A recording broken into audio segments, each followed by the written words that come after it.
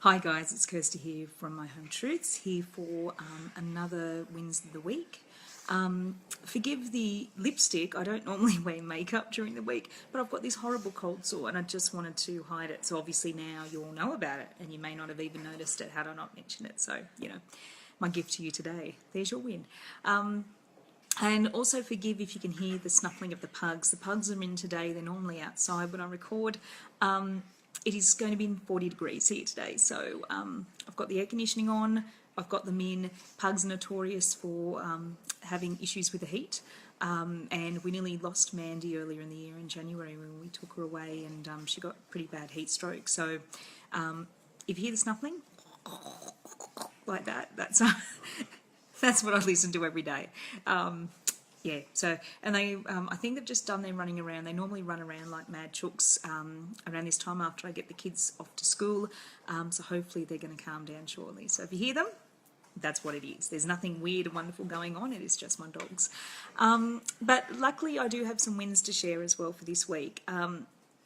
This is the video I try and do every Friday to end the week on a positive note, and to also encourage others to to try and find the positives in whatever their situation. So this is my way of trying to find positives as a special needs parent, because sometimes, particularly at this time of the year, as I shared in my challenge video on Monday, things can get really tough in trying to get kids to school and trying to get them through periods of unsettledness, of no organisational routine, that sort of thing, with lots of extracurricular activities happening, all that stuff. So it can be quite tough. So one of my wins this week was getting the kids through the week. I was really pleased. So it was, last week Gilbert had to have half the week off. He really was struggling mentally with all the changes and all the expectations on him.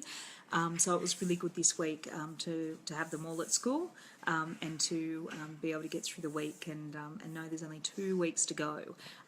This is the time of year that I wish I was in Queensland or some of those other states that actually finish a week before us, or Victoria I think even might do it. I know some states are finishing up next week. We still have 2 weeks. And the kids are already over it, so yeah, it's going to be fun.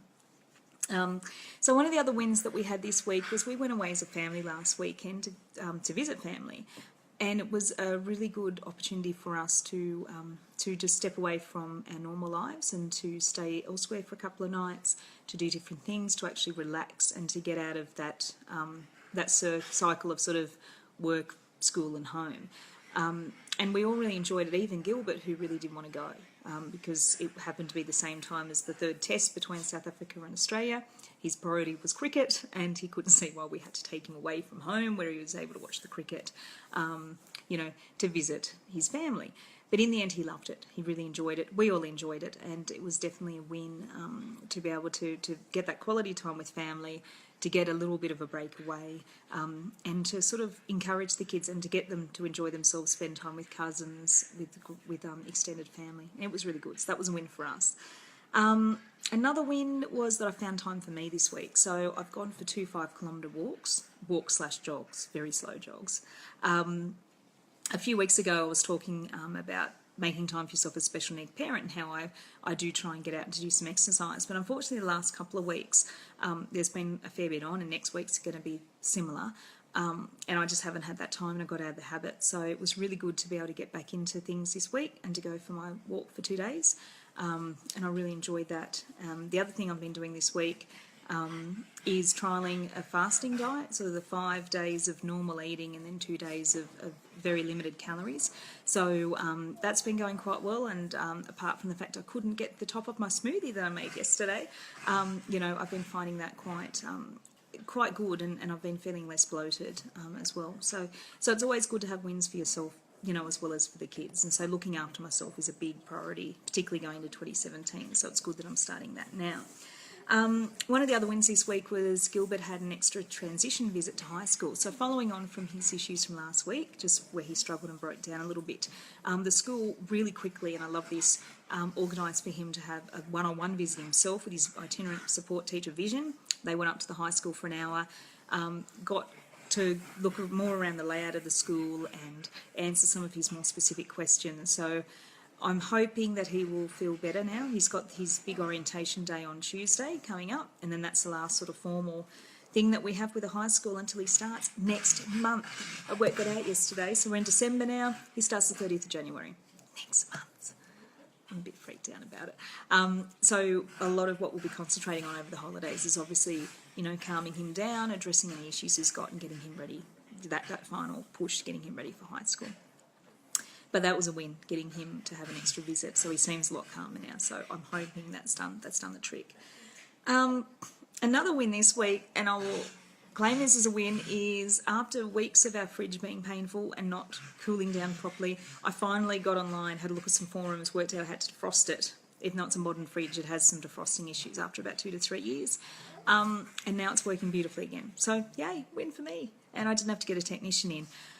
Down the track I might have to, but I'll claim that as a win. It didn't cost me any money. We've got a second fridge I was able to turn on and put the food in for 24 hours or so while I defrosted the other and got it cleaned up. So that's a win, yay. So hopefully, yeah, that's not going to misbehave any longer.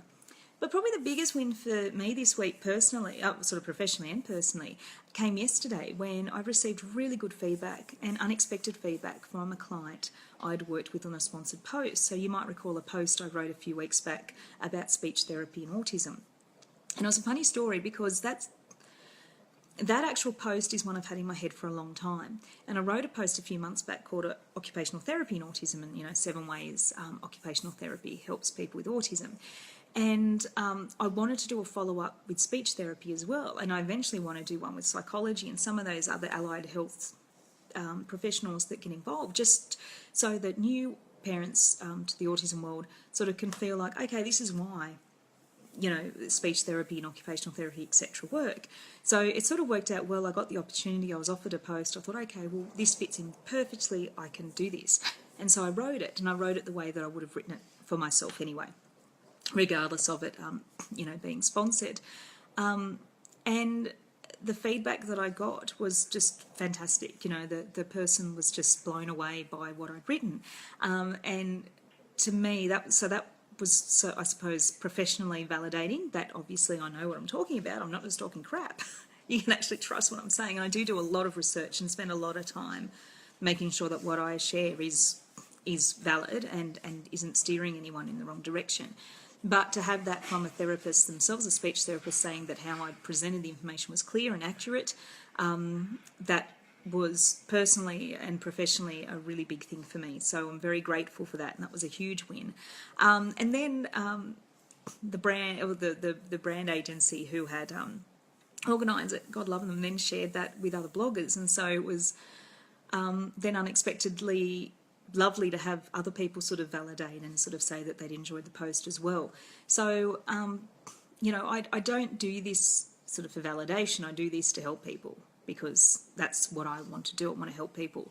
But it's beautiful to get validation like that and to know that what you're writing is being appreciated. That's just human nature. You want to know you're being valued and what you're doing is actually helping others. You know, and I'll get emails from time to time and obviously comments and interactions showing me that, yes, it is helping. But just knowing that from a professional point of view, you know, that I'm doing good by brands and by, you know, the collaborations I choose to go into. And look, and I get approached for quite a few things, and I don't do a lot of sponsored stuff. I do the occasional. And sometimes I'll come in bursts, and so there'll be a few at once and then nothing for ages. But what I do, I always want it to be related, something that I can actually personally relate to and something I think will help you guys. So, you know, being able to share information about speech pathology I thought was really important, particularly for parents who are new to autism, because I know myself when we first got, you know, Gilbert's diagnosis, I had no idea what speech therapy had to do with anything. He could talk very well. He was verbal. He could understand. He was intelligent. I just could not work out. He could read, you know, or he had very early reading skills. I could not understand what speech therapy could do.